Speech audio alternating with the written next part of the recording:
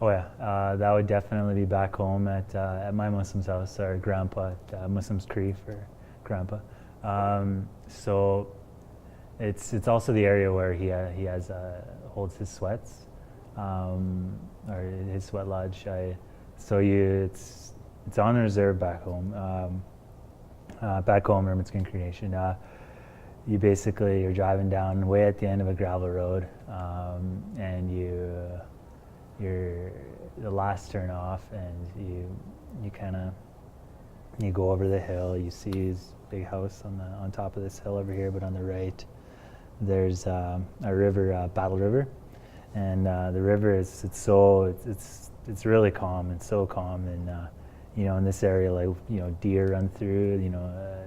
Lots of deer. You can always see deer in this area, and there's a hill right here, and so you got the river, you got the hill, and then you have his area where we have his sweat lodges. So just going there, and then he always has a teepee set up there most of the time, and just sitting in, setting up a fire inside the teepee and just sitting there, and just listening to the pops in the fire, and the river in the back, and the smells, everything. Just it's pretty hard not to get kind of lost in your own thoughts and with nature, and like reconnecting yourself. It's hard not to.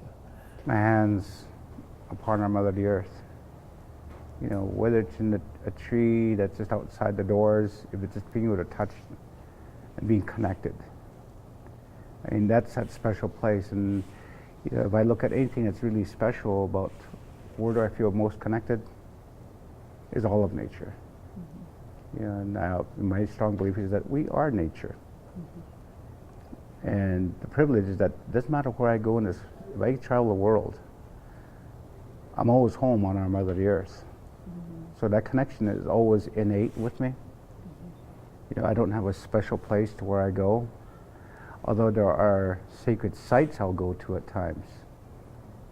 When I want to go into ceremony or whatnot and look for those prayers and I'm asking for help, I might go there, or it's a simple thing of just maybe sitting in my backyard and just being against a tree and, okay, Creator, here's where I'm at.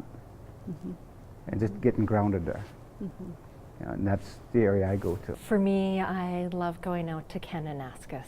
And there's many places that I will go and go camping and just walk through all the trails up at Kananaskis. Love that. Well, there's two different places. One is a physical place, anywhere on the land. So anywhere where I could sit on the grass, where I could be in the forest, just time for myself and to connect with myself and the Creator.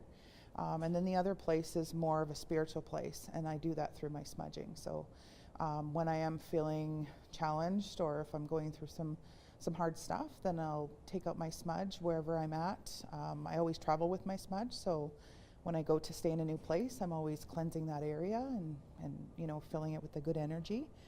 And so that's where I go. If I don't have a land to go to, a physical space, then I turn to my smudge, and that helps to keep me grounded and to help me through those challenging times. For me, the place to go to get grounded is right now. I live in California. I have a vineyard and cherry orchard. So my place is out in the vineyard, anywhere outside.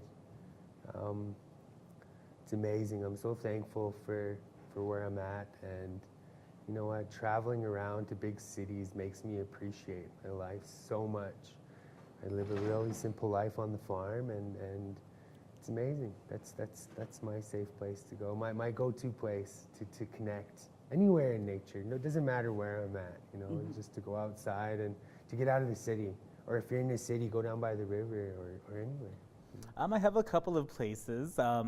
I'm Nakota Sioux from Stoney Nation here in Treaty 7 territory, so there's often times that I just need a break. I need to connect with the land, so I love going out. Our traditional name is Yahe Nakota, which means the mountain people. So I really, really feel connected to the mountains, and especially when we're around like Mount Yamnuthka or we're going into Banff. That's kind of my peaceful place that I go when I need the break from the city, and also when I have the time and the availability. But I'm also born and raised here in the northeast of Calgary, very diverse neighborhood, and my grandma and family family has been in Calgary for many years, so downtown has always had a special place in my heart. So there's times when I'm in a celebration mood, or if I just need time to think, or just want to get out, feel like I'm being cooped up in the house, I often go to Crescent Hill and look at the skyline of the city, because being here my whole life, I really got to see that skyline grow, but to also think of the ancestors who walked here before us. So the place that grounds me the most really is my traditional territory of Treaty 4 in the Qu'Appelle Valley of Cowes First Nation. To be on my ancestral lands, to be in my traditional territory is it's something that's unexplainable. I can never put it into words. I can't draw a picture about how it makes me feel, but it's something very, it's a piece of me that I know that I'm not tethered to all the time. In saying that, when I'm in the traditional territory of Treaty 7 and when I'm in my home territory of Calgary, I find I have to go out of the city to become grounded. I can't be surrounded by the hustle and bustle. One of the main places that I'll go to is Blackfoot Crossing. So where the Chief Crowfoot's grave is, it's overlooking the Siksika Nation on the Gleason side, or sorry, the Clooney side.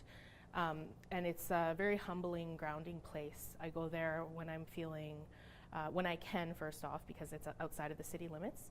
And I go there to, when I'm just feeling totally, maybe I'm in a negative space, or I am completely overwhelmed, completely stressed out, whatever it is. I'll go there, and there's just to be on that piece of land where history happened, where the treaties were signed, and where Chief Crowfoot lays is something very humbling. And there's also sage that grows in abundance around his grave, which is a very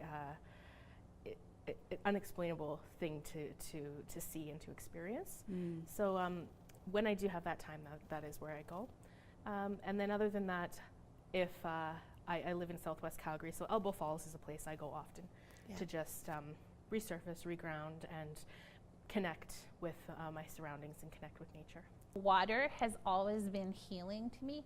I have a lot of fond memories of spending summers at the beach, lakeside, and my university took me to California, so being on the beach, the Pacific Ocean. So to me, just water is very, very healing, except it's a little cold here in Calgary, so I probably wouldn't spend too much time there. But when we go by the river here, that's what helps me relax and center me and makes me feel better. It's so cleansing and pure and just strong. I live close to Fish Creek Park, so I tend to go down to Fish Creek Park, and I walk a lot, and I've just recently started to get into riding my bike more. So I would say Fish Creek Park is where I tend to go to be around the forest and the trees, and tend to get grounded, so to say. And yeah, it's the trees that I draw my energy from. I see trees as being feminine, female energy, and that's where I like to be.